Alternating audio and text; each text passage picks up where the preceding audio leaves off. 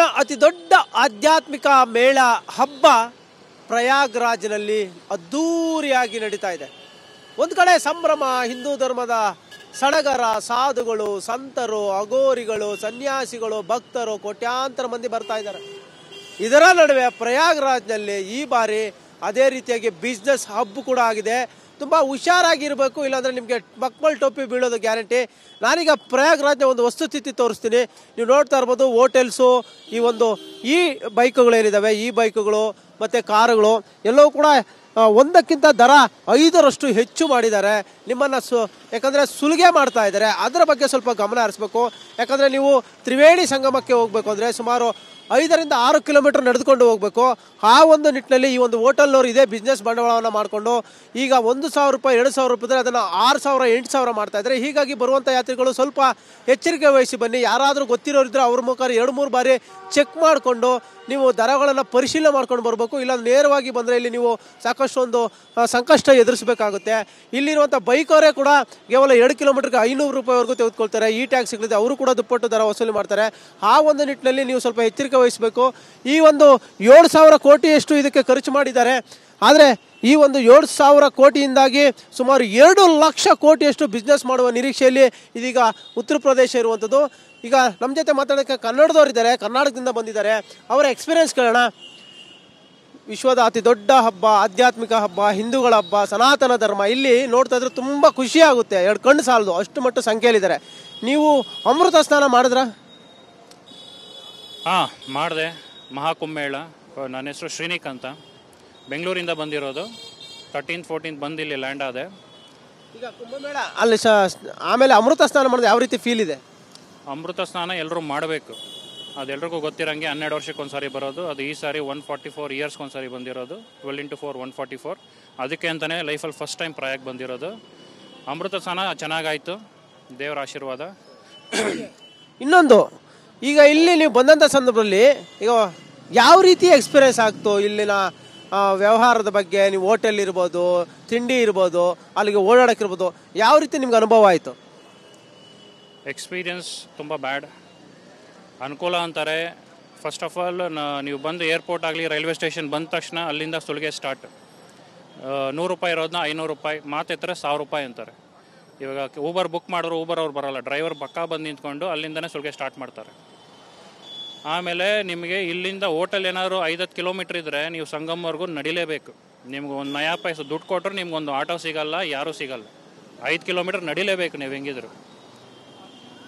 ಆಮೇಲೆ ಈ 2 wheeler control ರೂಮಿಂದನೇ ಕೆಲವರು ಇರ್ತಾರೆ, ಯಾವುದೋ ಮೇಳ ಕಂಟ್ರೋಲ್ ರೂಮ್, ಅವರೇ ಜನ ದುಡ್ಡು ತೊಗೊಂಡು ಡ್ರಾಪ್ ಮಾಡೋದು, ಒಳಗಡೆ ನುಗ್ಸೋದು ಎಲ್ಲ ಮಾಡ್ತಾಯಿದ್ದಾರೆ. ಬಂದವ್ರಿಗೆ ಭಾರಿ ಕಷ್ಟ. ಹೋಟೆಲ್ ಅಂತೂ 4 to 5 ಟೈಮ್ಸ್ ರೇಟ್ ಮಾಡಿದ್ದಾರೆ. 1000 ರೂಪಾಯಿ ಇರೋ ಹೋಟೆಲ್ ನಿಮಗೆ 4,000 ಕಮ್ಮಿ ಎಲ್ಲೂ ಸಿಗಲ್ಲ. ಅದು ಡಿಮ್ಯಾಂಡ್ ಇರುತ್ತೆ. ಎಷ್ಟೋ ಜನ ರೋಡಲ್ಲಿ ಮಲ್ಕೊಂಡಿದ್ದಾರೆ. ನಿಮ್ಗೆ ಗೊತ್ತೇ ಇರೋದು, ನೀವು ನೆನ್ನೆ ನೋಡಿರ್ತೀರ. ನನಗಂತೂ ಏನೋ ಒಂದು ದಿನ ಮುಂಚೆ ಹೋಟೆಲ್ ಬುಕ್ ಮಾಡಿದ್ದೆ, 1000 ರೂಪಾಯಿ ಹೋಟೆಲ್ ನನಗೆ 8,000 ಬಿದ್ದಿದೆ ಹೆಚ್ಚು ಕಮ್ಮಿ. ಮತ್ತು ಈ ಒಂದು ಬೈಕವರೆಲ್ಲ ಎಷ್ಟು ವಸೂಲಿ ಮಾಡ್ತಾರೆ? ಈ ಟ್ಯಾಕ್ಸಿಗಳಿದ್ದಾವೆ, ಅವರೆಲ್ಲ ಎಷ್ಟು ಡಿಮ್ಯಾಂಡ್ ಮಾಡ್ತಿದ್ದಾರೆ? ಈ ಟ್ಯಾಕ್ಸಿಯವರು ಡಬಲ್ ಟ್ರಿಪಲ್ಲು.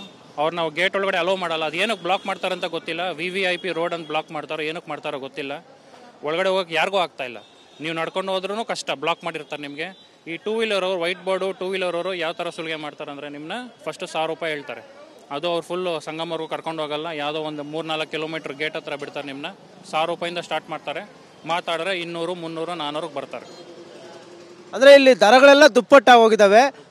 ಸ್ವಲ್ಪ ಯೋಚನೆ ಮಾಡಿಕೊಂಡು ಸ್ವಲ್ಪ ಬಿಡ್ದಿನಗಳಲ್ಲಿ ಬಂದರೆ ಒಳ್ಳೇದು ಅನಿಸುತ್ತೆ.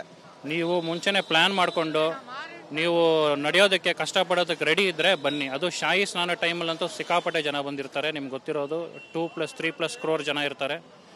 ನೀವು ತುಂಬ ಪ್ಲ್ಯಾನ್ ಮಾಡ್ಕೊಂಡು ಬರಬೇಕು, ಇಲ್ಲ ಅಂದರೆ ಭಾರಿ ಕಷ್ಟ. ಹೋಟೆಲ್ ಬುಕ್ ಮಾಡ್ಕೊಂಡೇ ಬನ್ನಿ. ಇಲ್ಲ ಅಂದರೆ ನೀವು ಟೆಂಟು ಗಿಂಟು ಅಂತೆಲ್ಲ ನಂಬ್ಕೊಂಡ್ರೆ ಅದು ಪಕ್ಕ ಇರಲ್ಲ. ಫೆಸಿಲಿಟೀಸು ಅಷ್ಟು ಹೇಳ್ಕೊಳ್ಳೋ ಥರ ಏನು ಒಂದು ಬಸ್ಸು ಇಲ್ಲ ಎಲ್ಲೂ. ನೀವು ಏರ್ಪೋರ್ಟು ರೈಲ್ವೆ ಸ್ಟೇಷನ್ಗೆ ಬಂದರೆ ಅಲ್ಲಿಂದನೇ ಸುಲಿಗೆ ಸ್ಟಾರ್ಟ್. ನಿಮಗೆ ಬಸ್ ಅಂತೂ ಇಲ್ವೇ ಇಲ್ಲ, ಎಲ್ಲೂ ಕಾಣಿಸ್ತಾ ಇಲ್ಲ ಬಸ್ಸುಗಳು. ಯಾವ ಬಸ್ಸು ನೋಡಿಲ್ಲ ನಾನು.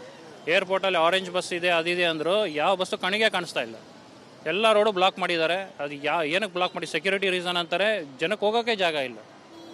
ಸ್ವಲ್ಪ ಯಾಕಂದರೆ ಈ ಮಧ್ಯಮ ವರ್ಗದವರು, ಬಡವರು ಬಂದಂದರು ಸ್ವಲ್ಪ ಕಷ್ಟ ಆಗುತ್ತೆ. ಅಂಥವ್ರಿಗೆ ಏನಾದರೂ ಯಾಕಂದರೆ ಸರ್ಕಾರಗಳು ಸ್ವಲ್ಪ ಗಮನ ವಹಿಸಬೇಕು ಅಂತ ಅನಿಸುತ್ತೆ. ತುಂಬ ಇಂಪಾರ್ಟೆಂಟು.